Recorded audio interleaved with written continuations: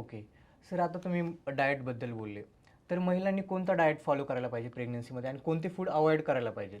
आता प्रेग्नन्सी म्हणजे जसं आत्ता आपण हं. आत्तापर्यंत बोलत होतो हे प्रेग्नन्सी हे, प्लॅनिंगमध्ये हे. बोलत होतो की हे 3 गोष्टी महत्त्वाच्या आहेत. तसंच कन्सीव्ह केल्यानंतर म्हणजे हं. प्रेग्नन्सीची गुड न्यूज मिळाल्यानंतर एक्सरसाइजेस करायला पाहिजेत, पण ते अर्ली स्टेजमध्ये नाही. ओके.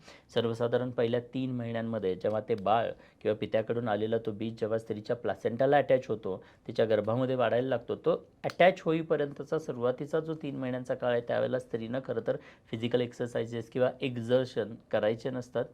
पण त्यानंतर मात्र काही फ्लेक्झिबिलिटीसाठी, कारण कसं होतं की बाळ जेव्हा ग्रो व्हायला लागतं तर बाळाला ती जागा स्पेस क्रिएट होणं गरजेचं असतं आणि त्यासाठी शारीरिक हालचाली खूप महत्त्वाच्या असतात. त्याचबरोबर नॉर्मल डिलिव्हरीसाठी सुद्धा स्त्रीनं एक्सरसाइज करणं गरजेचं आहे.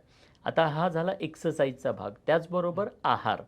सो प्रेग्नन्सी कन्सीव्ह झाल्यानंतर सुरुवातीच्या काळात तरी अनेक काही पदार्थांबद्दल बोललं जातं की जसं उष्णता देणारे जे काही पदार्थ आहेत, बरेचदा आंब्याबद्दल, मँगोबद्दल बोललं जातं किंवा पपईबद्दल बोललं जातं. तर पपई, मँगो अशा प्रकारचे उष्णता असणारे पदार्थ अव्हॉइड करायचे असतात आणि जर ते ओके. खायचेच असतील, काही लोकं सांगतात हं. ते खाता येतात, पण त्याची काही प्रोसेस राहते. ओके. मग तशा प्रकारे प्रोसेस करून जर का खाल्लं तर फारसा त्याचा काही इम्पॅक्ट होत नाही. बट मोस्टली प्रेग्नन्सीमध्ये हे उष्णता देणारे पदार्थ टाळले जातात.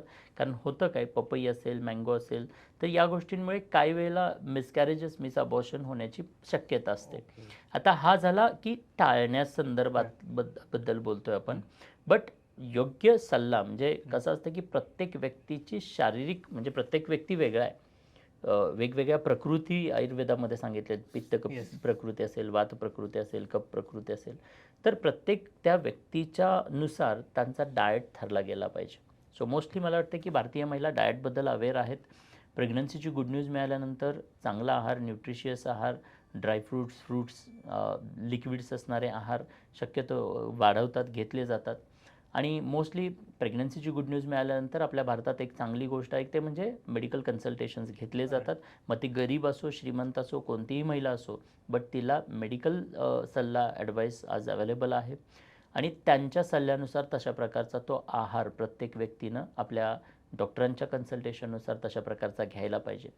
त्याचबरोबर डॉक्टर्स बरेचदा म्हणजे फॉलिक ॲसिड्स असेल, काही सप्लिमेंट्स असतील, तर ते सप्लिमेंट्स किंवा मेडिसिनसुद्धा सजेस्ट करत असतात. त्यामुळे अर्ली स्टेजमध्ये कन्सीव्ह झाल्या-झाल्या डॉक्टरांचा सल्ला घेणं आणि त्यांच्या सल्ल्यानुसार आहारामध्ये बदल करणं आणि ज्या गोष्टी टाळायच्या म्हणजे जंक फूड्स असतील, अल्कोहोल असेल, अशा काही गोष्टी असतील, तर ते सगळं टाळणं आणि फोकस करून चांगला आहार घेणं हे गरजेचं आहे.